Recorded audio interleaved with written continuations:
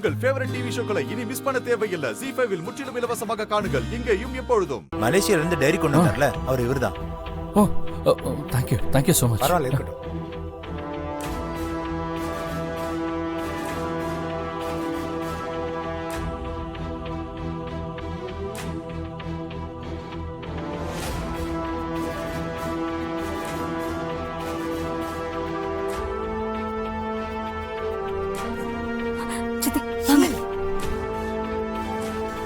ஏய் துளசி, என்ன திரு வந்துட்டாரு.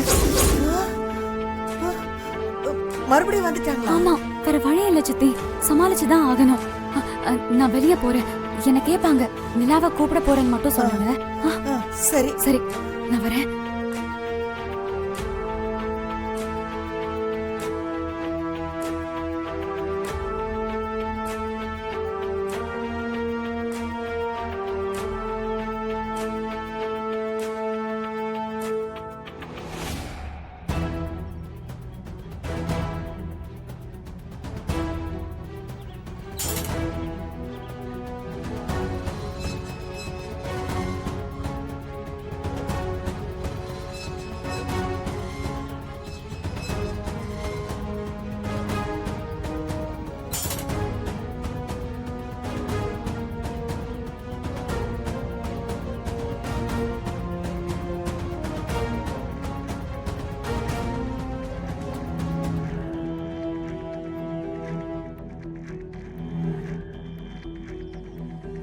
ஓகே.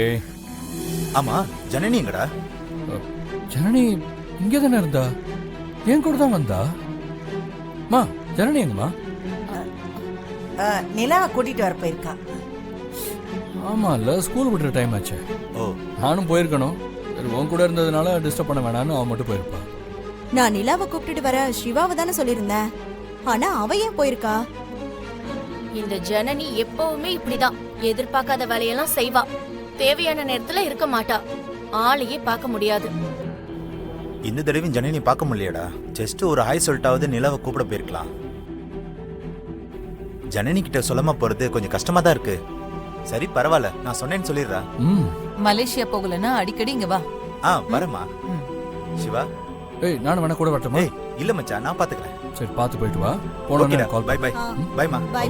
போயிட்டு வா. பாய், பார்த்து போயிட்டு வாங்க. ஜனனி திருவை சந்திக்கவே மாட்டேங்கிறா. எப்பவுமே அவாய்ட் பண்ணிட்டே இருக்கா. ஏதோ ஒரு காரணம் இருக்கு, கண்டுபிடிக்கிறேன்.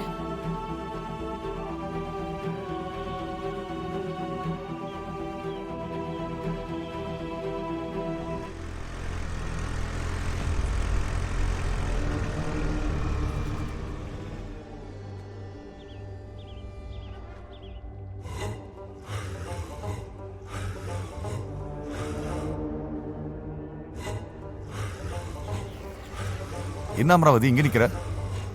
நிலாவை நீங்களா கூப்பிட போனீங்க? ஆமா. ஜனனி போயிருக்கிறதா சொன்னாங்க. இல்லையே, ஜனனி தோ வீட்டுக்கு வெளியே தான் நிக்கிறா. நான் இப்பதான் பார்த்தேன். வானிலா, நம்ம உள்ள போலாம். ZEE5 ஆப்பை டவுன்லோட் செய்து அனைத்து எபிசோடுகளையும் இலவசமாக பாருங்க.